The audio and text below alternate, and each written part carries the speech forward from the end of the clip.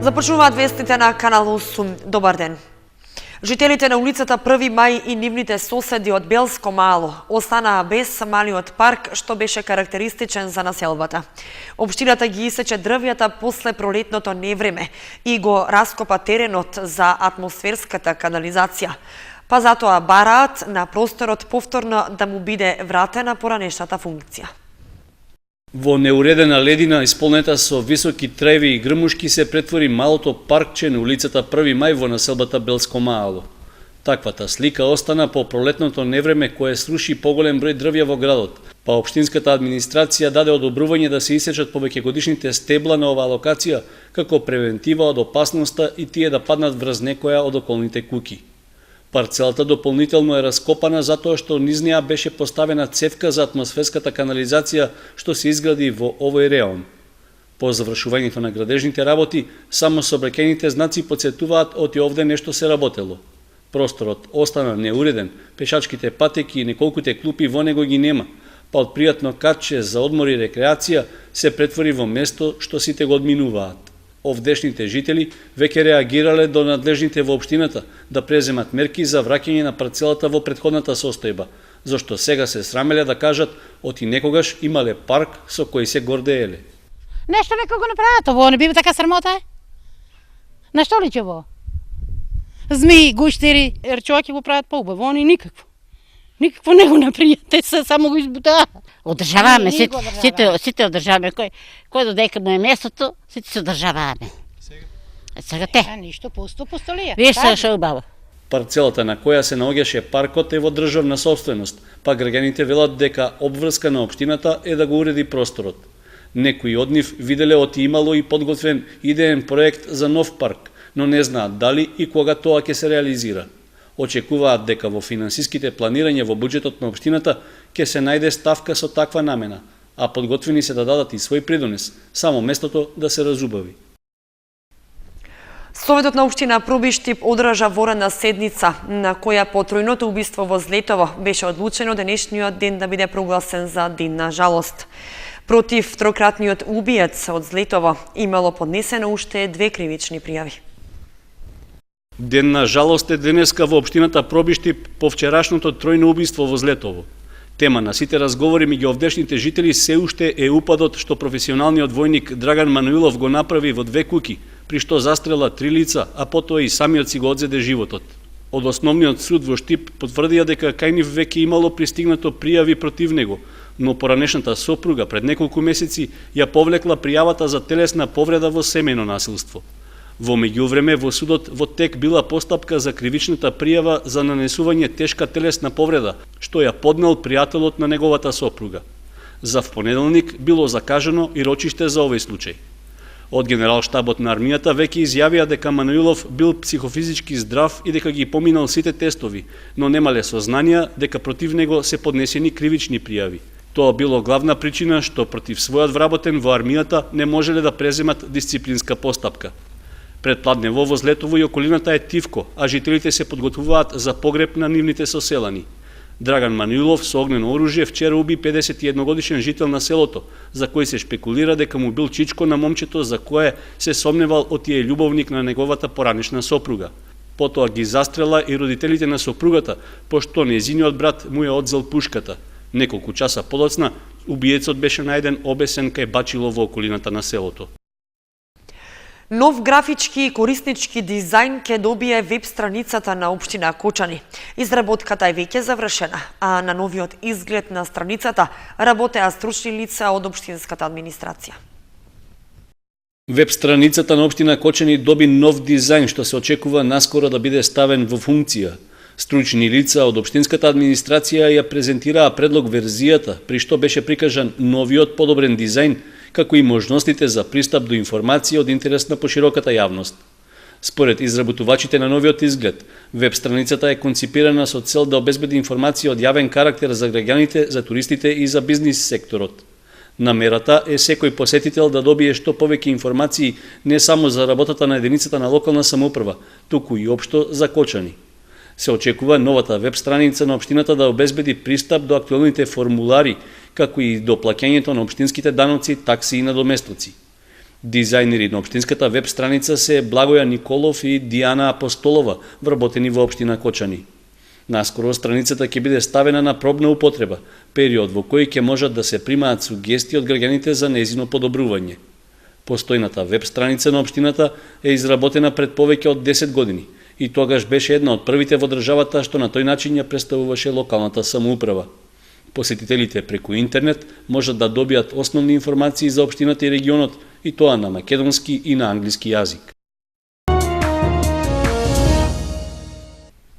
Кочани е меѓу неколкуте градови во државата во кои функционира згрижувањето деца во друго семејство. Центарот за социјални работи организираше презентација на формата згрижувачко семејство, со цел да се поттикне прифаќањето деца кои немаат соодветна родителска грижа.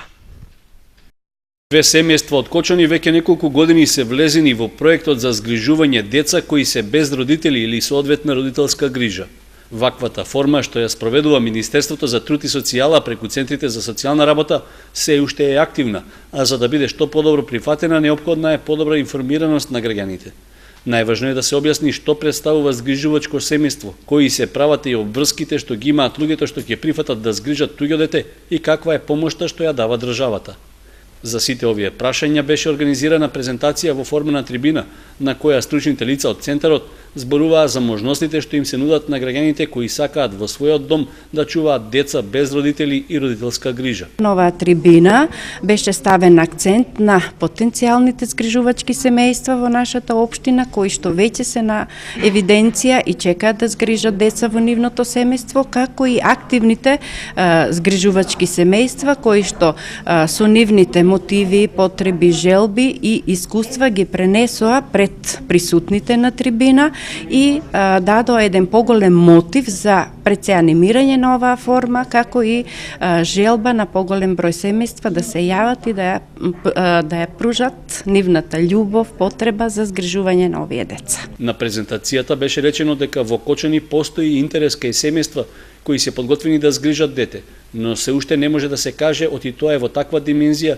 што ќе одговори на вистинските потреби и состојби. Работиме, тоа сега мислам ние цел и со проектот, работиме на таа форма, секако дека е потребно повеќе време, поголем број, повеќе време на анимирање на згрижувачките семејства, за критериумите, материјалната состојба, меѓутоа треба да имаме во предвид дека во општина Кочани како што расне или се намалува трендот на корисниците на социјална помош, така очекуваме веќе да се зголеми бројот на згрижувачки семејства, бидејќи ние имаме сознание и сме задоволни од нивните јавувања во центарот, интерес што го имаат и го покажуваат за оваа форма. Семејствата кои изгрижиле деца на трибината ги пренесоа своите позитивни искуства, при што беше речено дека децата што ги примиле станале примерни членови во нивните семејства, завршиле училиште, па дури се стекнале и со високи научни титули во странство.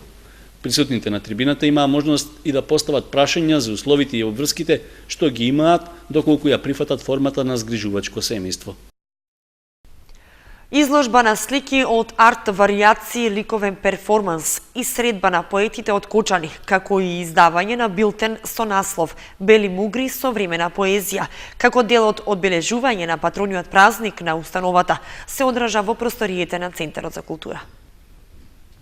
Чествувањето на патронот на Центарот за култура Бели мугри продолжи со изложба на слики од арт варијации ликовен перформанс, што се одража во склоп на Петровденските конаци.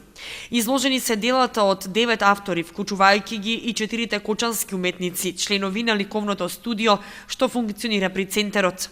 Темата беше слободна, но уметниците се задржаа на дел од мотивите од Кочанско.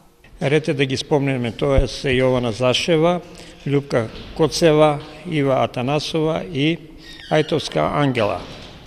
Инаку поред нив и мојата маленкост Мики Тренапиловски беа присутни од Србија Милиш Петровиќ, Јована Јоцич и од Бугарија Севда и Петја од Софија.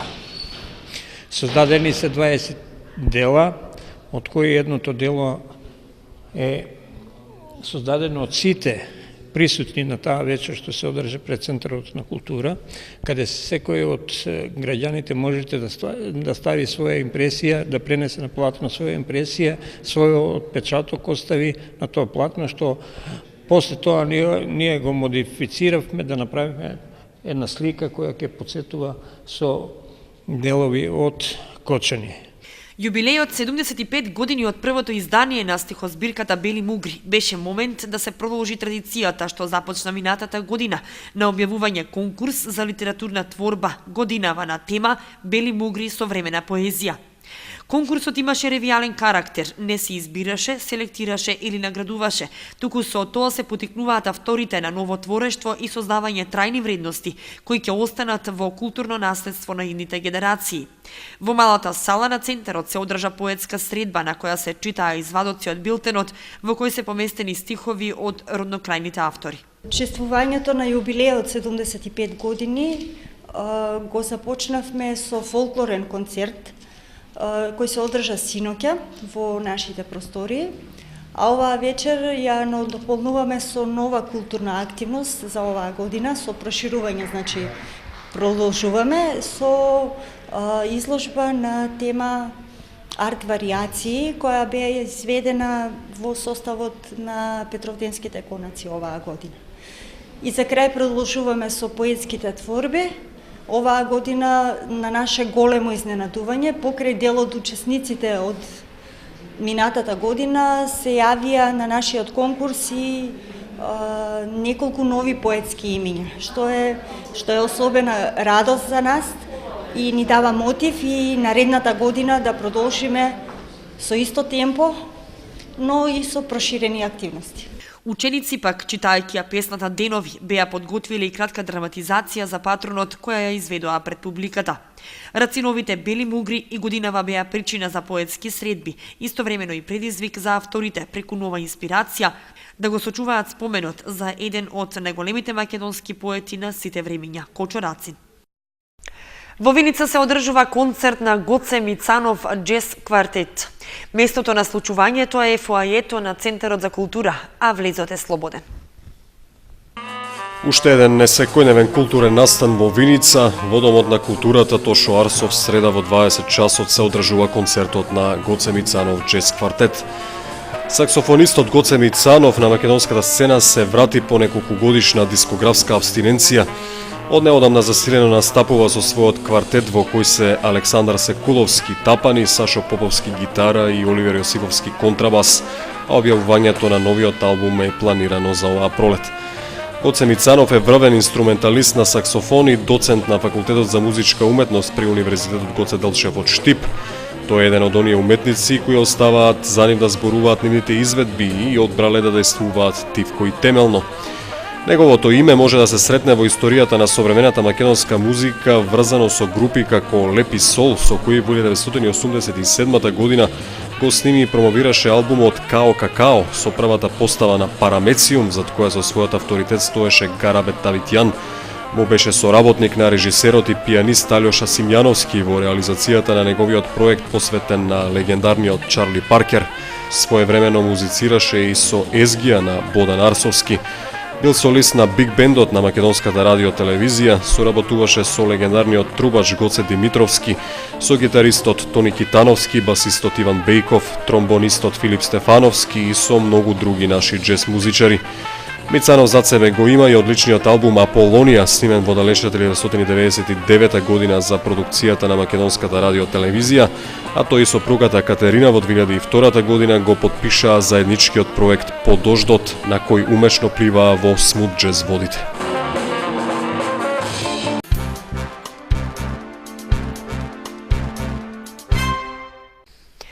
Откако заврши првиот, стартува вториот дел на реновирање на црквата Свети Атанаси Велики во Оризари. Ке се уредува дворот и надворешните ѕидови на храмот. Во 2005 година е извршена комплетна реконструкција на ентериерот, а минатата година реновирање и реконструкција на фасадата и фреско живописот на црквата во Оризари. Луѓето несебично даруваа за црквата да го добие денешниот изглед. По реновирањето неодамна беше и преосветена од страна на митрополитот Брегалнички Иларион. Сега отпочнува вториот дел од реновирањето, меѓу кои спаѓа и хортикултурно уредување на храмот. Сега ни преостанува во текониот период да го средиме надворешните зидови, значи воздигнување на зидови кои ќе бидат оплеменети со камен и зидани, направено неколку каскади, средување со дрвца, со трава, доведување на вода и поставување на некои нашата цел е да направиме некои така наречени некоја сала на која ќе можат нашите верници да дојдат да присуствуваат и да добиваат некои оброци во текот на годината. Паралелно се работи на реновирање и уредување и на манастирот Добра вода во Оризари. Собираме сили, ние како одбор, значи иницијативно сами донираме средства, истовремено благодарение на нашите верници и целта ни е да помогнеме за обнова на манастирскиот комплекс Добра вода, кој е во непосредна близина на Оризари.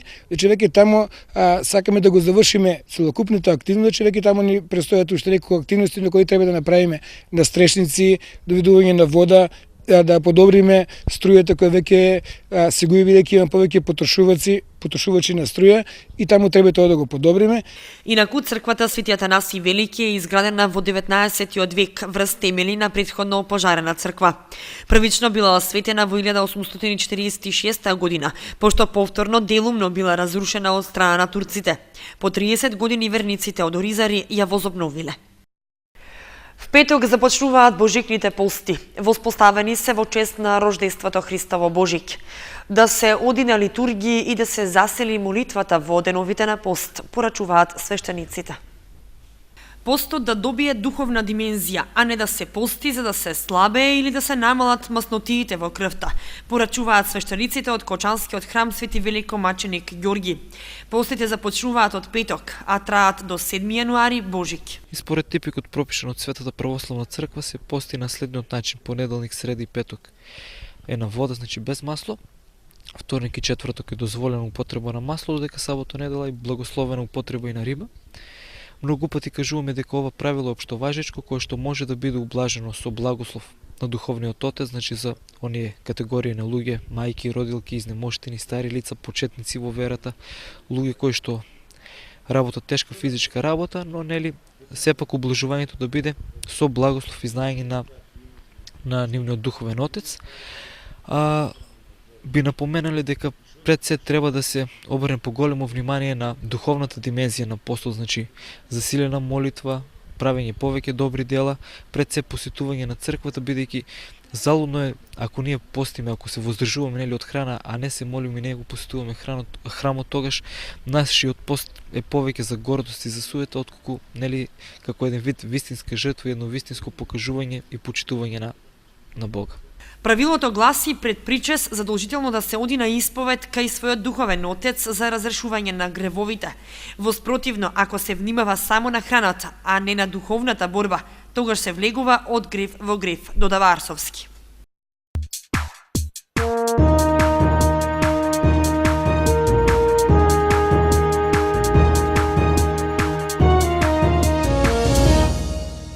Следуваат спортските информации. Со добра организација, кочанското борење може да се врати на врвот, сметаат познавачите. Минатиот викенд во Кочани се разменија мислења како да се помогне на боречкиот клуб Спартак, кој се соочува со криза. Болен и тежок е падот од висините, а тоа во моментов му се случува на боречкиот клуб Спартак од Кочани. На тоа најмногу влијаат објективни фактори. Може ли еден од најтрофените клубови во македонското борење да се врати на патеките од минатото? За тоа е потребна добра стратегија, но и засилен ангажман, смета председателот на клубот Јордан Димитров. Реална ситуација во БК Спартак, имаме намалување на интересот на млади, прилив на млади борачи. Смена на генерација настанува во БК Спартак, али се надевам дека со ангажирање на професорите по физичко и нивно информирање, ако се најдат кадри во основните и средните училишта, ги повикуваме да земат учество во развојот на борењето во општина Кочани. И живата боречка легенда Насе Насев е согласен дека на кочанското борење не му цветаат рози, но тој верува во нова пролет за овој спорт во Кочани. Затоа и дојдовме денеска вака повеќе личности за да се изразговараме, да видиме организационно да се оправат. Едноставно Спартак е клуб на градот кој направил големи резултати. Меѓутоа, сега треба поново да се удрат сознанија, нови темели, нови финансиери. Ако има резултат, има и пари. Нема резултат, нема и пари. Тоа е така. Се вели дека потенцијалот кај младите борачи треба да се развие, па потоа да се разговара за пари. Според него, условите за работа и за напредок на борењето сега се далеку подобри во однос на минатото, со изградбата на новите спортски сали во Кочани, Облешево и Оризари. Неделава се игра второто коло во рамки на училишната кошаркарска лига. Момчињата веќе ги одиграа редовните надпревари, а в четврток силите ќе ги одмерат девојчињата. Одиграно е второто коло во машката кошаркарска училишна лига. Поради малиот број на пријавени екипи, на програмата беа два надпревари во кои се сретнаа екипите од 4 основни училишта на подрачјето од градот Кочани. Резултати: Свети Кирил и Методи Раде Кратовче 54:37 и Малина Попиванова Никола Карев 41:26.